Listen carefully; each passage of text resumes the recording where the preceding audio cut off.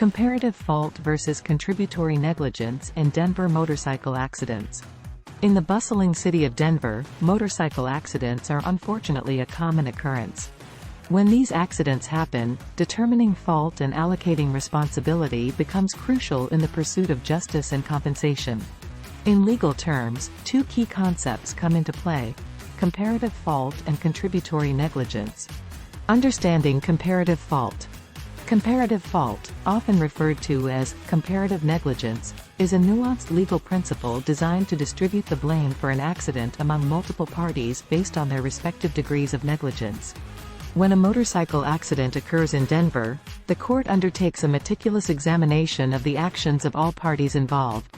Each party's level of negligence is assessed, and a percentage of fault is assigned accordingly. The advantage of comparative fault is its capacity to deliver a fair and equitable distribution of responsibility and compensation.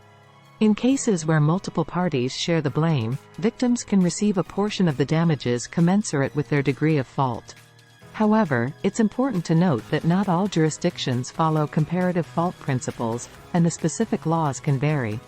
Some states use a modified comparative fault system, where individuals can only seek compensation if their degree of fault falls below a certain threshold, typically 50%. Exploring contributory negligence.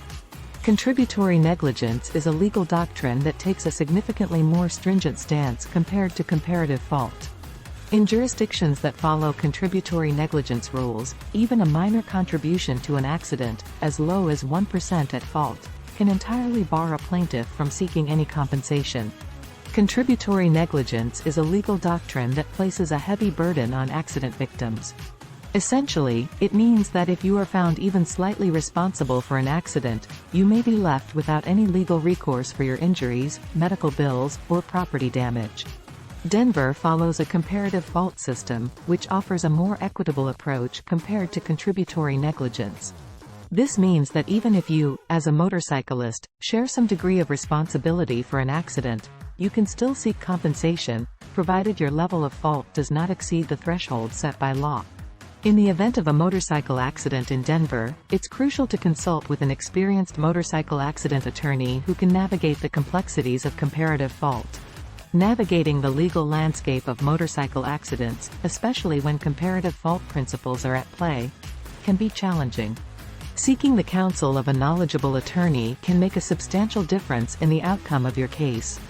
An attorney can help you understand your rights, evaluate your degree of fault, and pursue the compensation you rightfully deserve. Remember that legal matters can be complex, so it's always advisable to seek professional legal counsel when dealing with motorcycle accidents in Denver. Conclusion. In Denver, the choice between comparative fault and contributory negligence can make a significant difference in the outcome of a motorcycle accident case. Understanding the legal principles that apply to your situation is essential for ensuring you receive the compensation you deserve. Yes, an experienced attorney can assist you in negotiating a fair settlement in a comparative fault case, ensuring you receive appropriate compensation for your injuries and losses.